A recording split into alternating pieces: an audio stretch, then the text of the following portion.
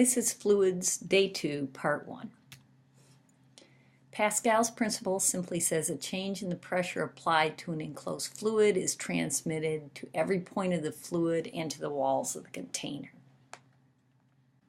Pascal's principle is one thing that can be used when you're doing problems involving things like a car lift or hydraulic brakes. I want to give you a hint on problem number 7 on WebAssign, because in addition to Pascal's principle, you have to recognize a point of rotation. And what I can tell you is that force 1 times 2 inches will be equal to the force, downward force you're seeing on the hand, times the distance between the force and the point of rotation, which would be 12 inches. So that's just a little hint to help you out on that problem.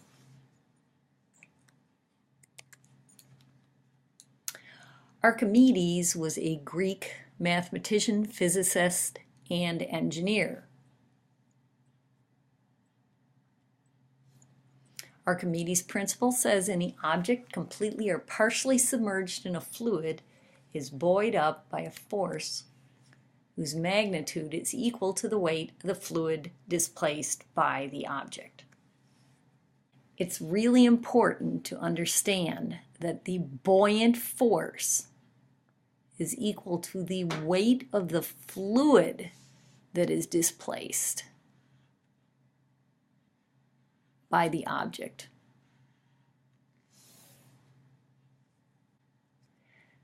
There's an upward force called the buoyant force, and the physical cause of the buoyant force is the difference between the pressure on the bottom of the object and the pressure on the top of the object. The side pressures are going to be the same. Those will cancel each other out, but you can tell that the pressure on the bottom is going to be larger because it's lower in the fluid. The magnitude of the buoyant force always equals the weight of the displaced fluid. That's very important to know.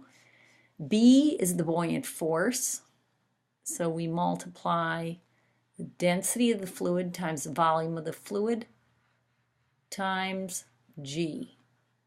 And that will give you the buoyant force. B is the buoyant force.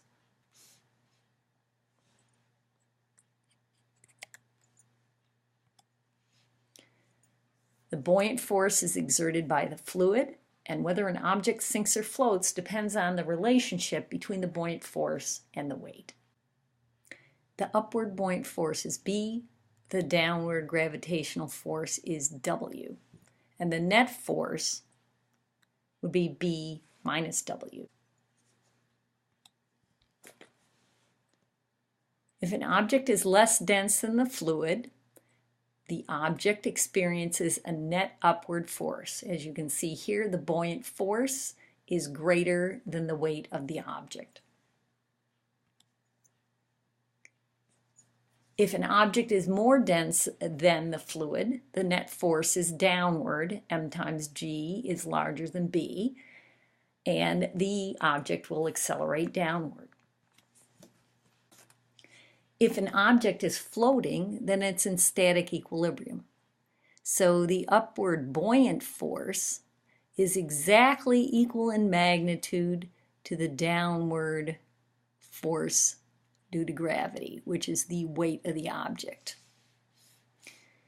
So the volume of fluid displaced corresponds to the volume of the object beneath the fluid level. So you have to use the volume of the object beneath the fluid level to calculate the buoyant force. Now, when the two forces balance, you can say that the buoyant force, which is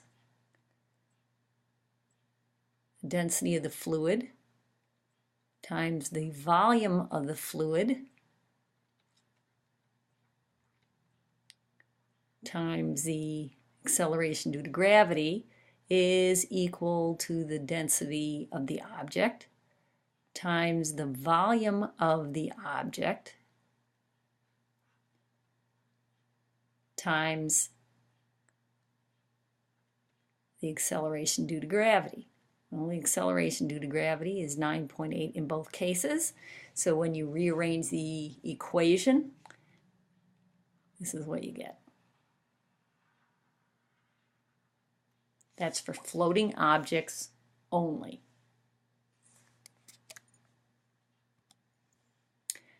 Okay, so I have a couple of questions.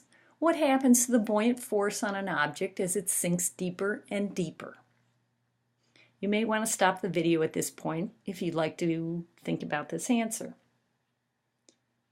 Okay, since the buoyant force is determined by the volume of fluid or the weight of the fluid that is displaced, the buoyant force remains unchanged as an object sinks deeper and deeper because the same volume of fluid is displaced, so the same weight of fluid would determine the buoyant force.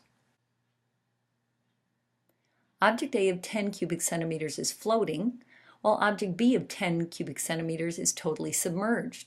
Which has the greater buoyant force, or is there not enough information to answer this question? Again, you may wish to stop the video at this point so you can think about the answer.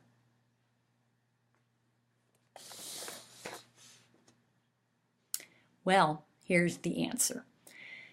Object B has a greater buoyant force because object B is totally submerged and therefore displaces a greater volume of fluid, and a greater volume of fluid will have a greater weight. So object B has the greater buoyant force.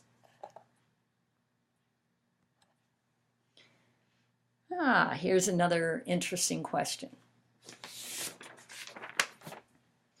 Salt water is more dense than fresh water. A block of wood floats in both. Does the block of wood displace more salt water or more fresh water? Okay, it floats in both. So what do we know? We know that the buoyant force is equal to the weight of the object. So what we can say is the buoyant force, which is density of salt water times the volume of salt water times the acceleration due to gravity, has to be equal to the density of fresh water times the volume of fresh water times the acceleration due to gravity, because the weight is the same in both cases. So G cancels on both sides, and since the density of salt water is greater than the density of fresh water, and the two sides of the equation are equal, the volume of salt water must be lower than the volume of fresh water in order to get a balance on both sides. So the volume of fresh water is greater.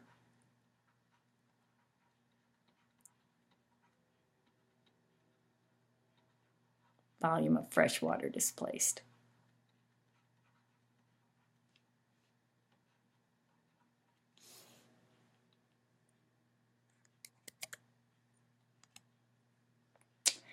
You can try this. This is Pascal's principle, and remember what Pascal's principle was. Pascal's principle says F1 over A1 equals F2 over A2. In other words, the pressure is the same everywhere. See how you do on that one? And I'll see you in part 2.